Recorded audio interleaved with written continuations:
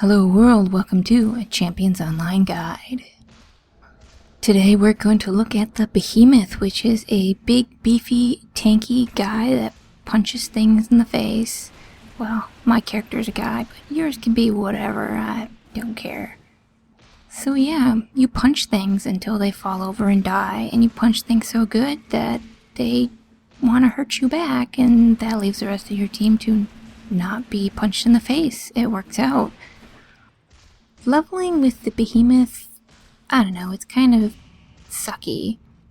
If you're not taking Room Sweeper, that means you're not really going to be generating any kind of enraged stacks of any kind until level 35 if you pick up whichever power you decide to have, or level 25 when you pick up Aggressor. So that's like 25 levels of not even being able to utilize your toggle form very much, and especially if you want to go Endorphin Rush, that's going to be almost completely worthless without Room Sweeper. But once you get to 40, Room Sweeper is redundant power with Shockwave. I mean, personally, I think Shockwave is much better. I don't like Room Sweeper at all, and I would choose Thunderclap for the crowd control. So, the build's it doesn't level very well, I'll say that. But the leveling process itself, other than being slow because you're not doing a ton of damage, isn't bad. You're a tank, so you're not likely to die, even if you aggro multiple mobs, even though you don't really have any healing outside of Endorphin Rush, which you won't be using if you don't have Room Sweeper anyway. I guess you could say the Behemoth is kind of a late bloomer, in that it doesn't really come together until you get to 40. It's not bad. It's just kind of weird and clunky. Honestly, think Shockwave should come a lot sooner in the build. Like, as soon as you can stick it in the build, that's when it should show up. Other than that, the build itself, not bad. Slow, painful, but it's a pretty good tank in the end. Once you get to 40, this build starts coming together much better. You have everything you need except for healing. You do get a little bit with Endorphin Rush will give you some healing, and Adrenaline Rush will as well. I really do recommend talenting for dexterity and then putting in some crit chance so you can have like a nice little bit of crit chance, probably in the 20 to 30% range once you get fully geared. Choosing between severity and crit chance on armor is kind of a tough choice. Your crit severity is never going to be amazing, so you could get piercing to help that out a little bit, or you could go with crit chance just so you can actually crit more often for the healing aspect. Warden or Constitution Mastery are equally useful. If you want to use defensive combo more, then I would suggest Warden Mastery. If you plan to go crazy with the Haymaker spam, then go with the Constitution Mastery. Both are good, and you get a choice that's useful. Pros for this build: defensive combo with Crippling Challenge is an amazing aggro generator. Defensive combo itself has built-in aggro every time you punch things in the face, and you have Crippling Challenge, which is even more aggro. Haymaker versus knock-resisted targets does extremely high damage. When you fully charge Haymaker, it is a 50% damage bonus to the knock-resisted target, so that's like fantastic damage. It's probably completely broken, but take advantage of it while you can, might as well. Shockwave is a fantastic area of effect.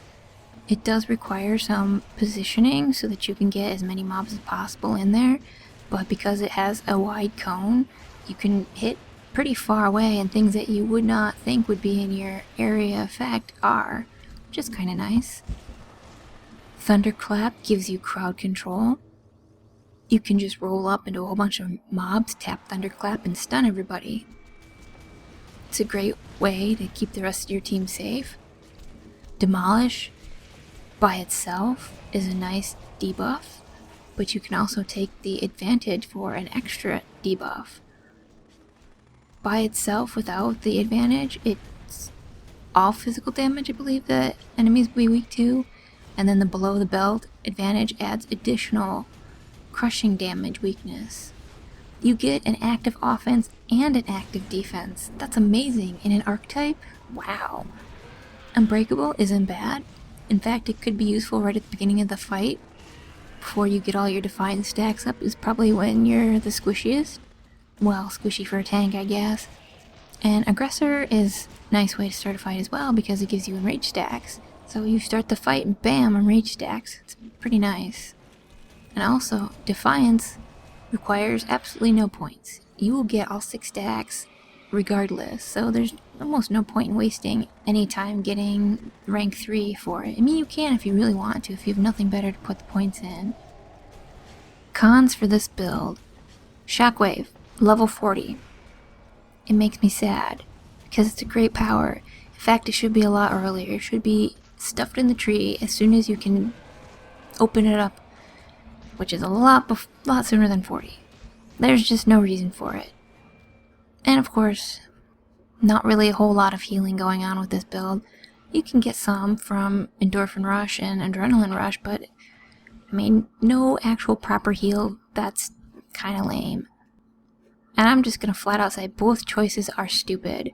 Between Thunderclap and Room Sweeper and Haymaker and Uppercut. They're just dumb. Thunderclap and Room Sweeper have synergy together and would be better if they could be used together. Haymaker and Uppercut also have synergy together and would be better if they were used in combination with each other. So why you would choose between powers that should be working together, I don't know. If you went with Room Sweeper for leveling because leveling might suck without it, then it's just going to be replaced at level 40 by Shockwave most likely. Overall, this is a solid tankety tank for most content.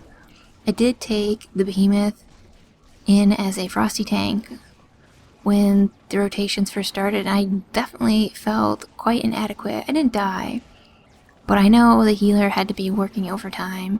It just felt like I was taking so much more damage than I should have as a Defiant tank. That was disappointing to me. But outside of that, it does really well. I ended up going through a Warlord where I really don't think there was a healer at all. And I used a healing patch once, but I didn't block anything, not even... I blocked the flamethrowers a little bit, and obviously the fire patch to the face, blocking those because they hurt, even as a tank. I don't want to have to take more damage than necessary because I don't have a healer and I don't have any self heals as a Behemoth. But I did.